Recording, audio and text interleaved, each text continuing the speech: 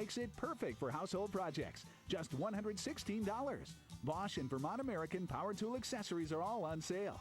Choose from a huge assortment of bit sets, blades, and much more. Right now, they're all 20% off Menards everyday low prices. Save big money at Menards. My husband worked at a power plant where the asbestos fell like snow. My dad got mesothelioma from asbestos. Oh, the diagnosis was devastating. We chose Cooney and Conway because they're highly experienced in this area.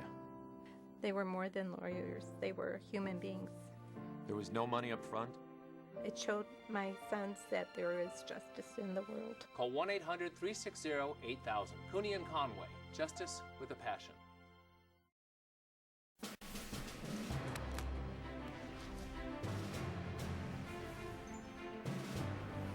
At 10 p.m. in the East, polls closed in 6 more states. Let's get our results. First in the Senate.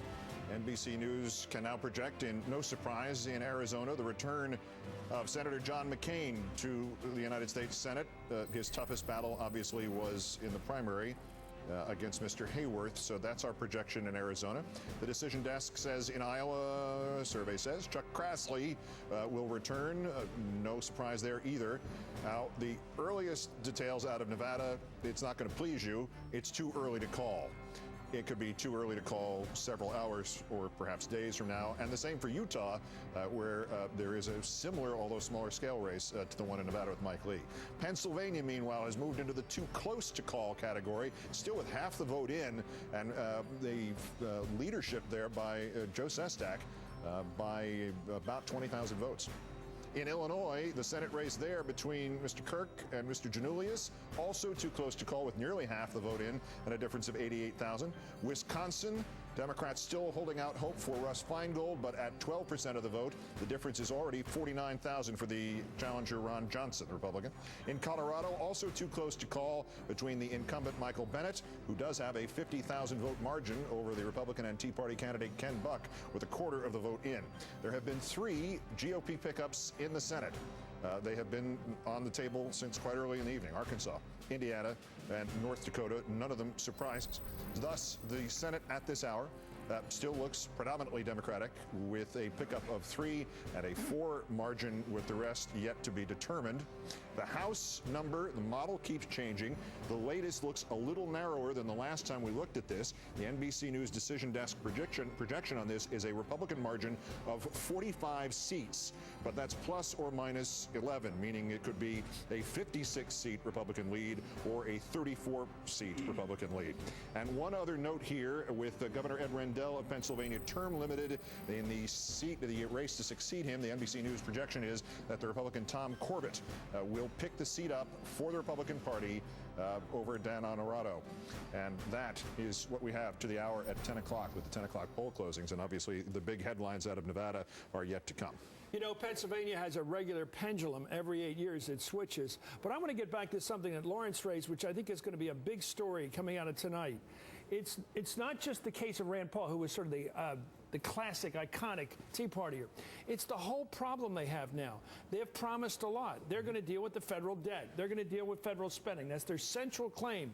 And yet, not only does Rand Paul face the challenge of not filibustering and not really being a man of his fundamentalist mode, but the House has to come up with 218 Republican votes right away to keep the debt ceiling going. That means 218 Republicans have to put the noose around their neck and raise the debt. They all have to do it together, hang together rather than hang separately. And then you've got the issue of cutting spending. We saw Blackwell's a pro. She's been being asked questions by the press and by her citizens for 20 or some years now. Years and years of asking the question, they won't give an answer. How come she couldn't mention one program?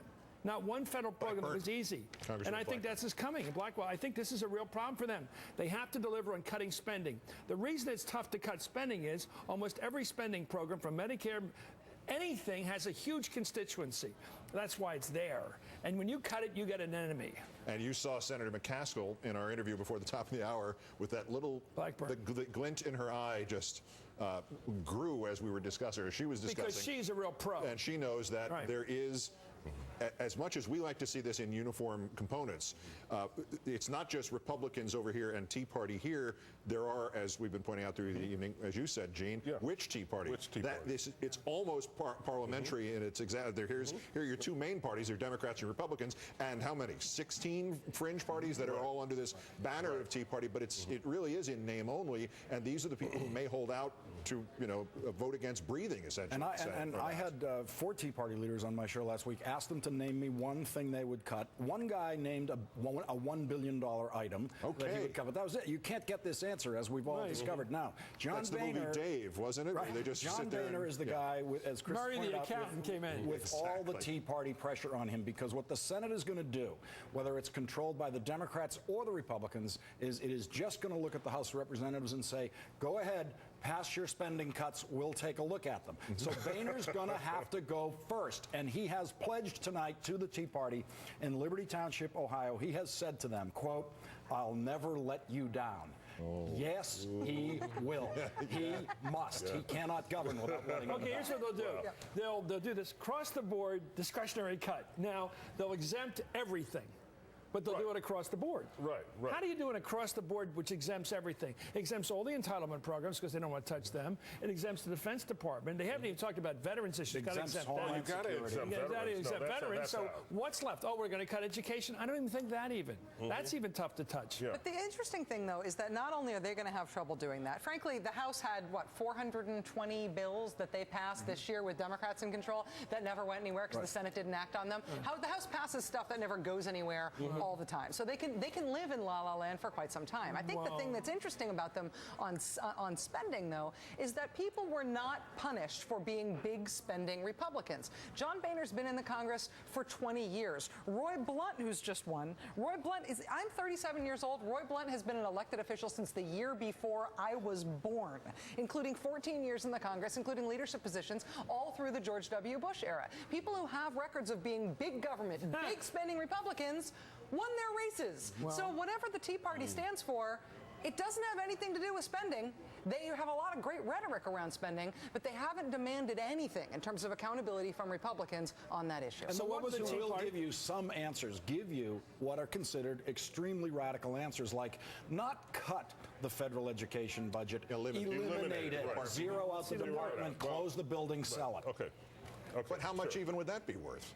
It's not. It doesn't get you anywhere. It doesn't get you anywhere near the Bush tax cuts. It's all symbolic. It's all symbolism, and that's what this will come to light as events play out. We will see what happens. It'll be interesting to see what the Democrats do, though. Like with the debt ceiling, right?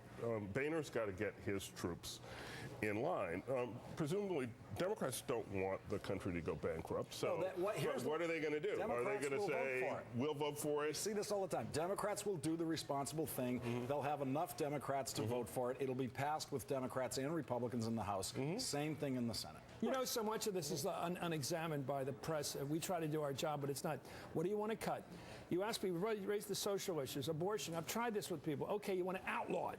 Outlaw it. Okay, what's the punishment? They don't give a 2 seconds thought to anything like this. If Michael Bennett wins, it may be because he asked that exact question. It's the right question. And he said, who goes to jail? Who will be criminalized? The doctor? Oh, that's easy. How about the patient? How long a prison term do you want for the woman who gets an abortion? If she's been raped. Yeah. Let me. You put away the rapist, or to put? No, I'm just kidding. But it is almost that absurd. They haven't thought it through because they haven't accepted the role they play in government.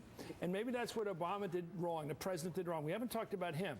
Force the opposition to participate. Don't let them sit out there like he let Boehner sit out there for a year and a half, and Mitch McConnell sit out there for a year and a half, pretends he's still in Chicago with one party. That's impossible. Point out there's another party out there. Impossible. It can't be done. Why can't you point them out? There is absolutely no presidential maneuver that can force a minority party in either body. Can't you point out that they're not doing anything? They did. They pointed that out as much as they could. I think he got away. I think Boehner got away with anonymity for months and months, and so did McConnell. We didn't even start focusing on those guys till late this year.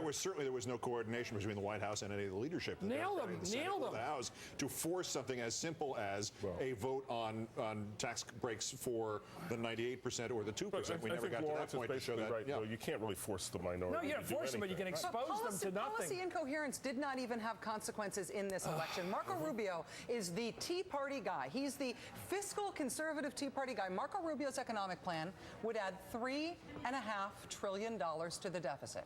That's his plan. That's his fiscally conservative plan. But the philosophical value of that $3.5 trillion cannot be measured. Cannot be measured. But he gets, I mean, I fact-checked him on this. We had a back and forth with fake campaign ads. It was really fun. It was nice and lighthearted, but I eventually boiled down to, okay, you want to call yourself a fiscal conservative? How can a fiscal conservative add $3.5 trillion to the deficit? Silence. Right, silence. To steal the Zero Mostel line from the producers, you're a conservative, conserve. Yeah. Let's bring Ed Schultz back into the conversation from the Reed headquarters in Las Vegas. And this is now no longer an insurgent movement that wants to oppose and shout down and yell at town halls and carry signs and make threatening gestures and don't tread on me and I'm going to stomp your head. This is now a group of people who are going to have to somehow work with an established party, in fact, two established parties, to get some things done that they have just vowed not to do. Well, you know, Keith, one thing that the Tea Party has never been clear on, and any of their candidates, in my opinion, have never been very clear on, is job creation and outsourcing to China and Mexico and Indonesia. It seems like that's off limits when you talk to somebody who's a Tea Party candidate. The fact of the matter is that this change is taking place in this country tonight because people are frustrated with the lack of progress. We're not moving our economy fast enough. So Rand Paul, whoever else might win tonight who's a Tea Partier, they can all get up and talk about this rhetoric about governments, the boogeyman, everything else. What are you going to do to create jobs? Are you going to go to Wall Street and make sure they free up the money? Are you going to give more incentives to small businesses? Because President Obama's been trying to do that, and you've been blocking them all along. So back to back to this three-letter word, job. Do you have one? Can you keep it? And is it going overseas? The Tea Party needs to be clear on that. Now, one thing that is happening tonight, if the House, and we're reporting, does go to the conservatives, the Republicans, this means that the corporate money is going to be around for the next election cycle. The Democrats aren't going to be able to match this kind of funding. The Democrats aren't going to be able to get the corporate contributions, and there's not going to be any change. The fundraising for 2012, it starts tomorrow. And that's why I think it is very important for the psyche, for the confidence, for the soul of the Democratic Party to get a victory here tonight in Nevada with Harry Reid. If they take out Harry Reid, which would be their second Democratic leader in 6 years, it will give them a real kick in their step. And it will certainly say that, well, we threw a lot of money at Harry Reid and we didn't beat him. Well, I guess we got to do more. The next 24 months is going to be a battle royale when it comes to politics in this country. Ed Schultz with us from Las Vegas. We'll get back to you in a moment, Ed. Just to buttress what you said, in the first set of exit polls that Lester Holt brought us 3.5 hours ago, 9 out of 10 said the economy is not in good shape. 29% who voted today said there were layoffs in their own family, and those issues remain paramount, just absolutely crushing everyone else, every other possible topic in all the exit polling so far. Chris? Let's bring in U.S. Congressman Michelle Bachmann, Republican of Minnesota. Congresswoman, thank you for joining us. I haven't had you on in so long. I have to ask you, if your party gets control of the House of Representatives, will you use the subpoena power to investigate the Democratic members of Congress for un-Americanism? Okay, so your question was, if I heard you, I'm sorry, we got a very happy audience back here tonight. Well, they're probably cheering me, but let me ask you. Power? Is that the question? Will you use the subpoena power, which you will have as a majority, if you claim the majority of the Congress? It looks like you will. Will you use the subpoena power to do what you said on my program you would do?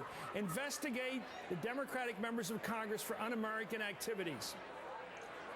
I think the first thing we're going to do is try and set the economy in order, because jobs is the big issue. You were just having a discussion about that, and what people want to make sure is that no one's taxes are going up. So I'm calling on Speaker Pelosi during the lame duck session session to listen to the American people. They're speaking overwhelmingly tonight. Don't raise our taxes. Stop the out-of-control spending. That's how we're going to get jobs back. So I hope that during the lame duck session, she'll have an extension of all of the current tax policy, because the very sad story is that 1 second after midnight, every taxpayer in the United States will see a dramatic increase in taxes. No one can afford that right now. That's job one for the United States Congress. We better listen to what the people have been saying, and we better do what they're asking us to do. Well, your colleague, Congressman Issa, who's going to chair the Oversight and Government Reform Committee, has said he will use the subpoena power to investigate this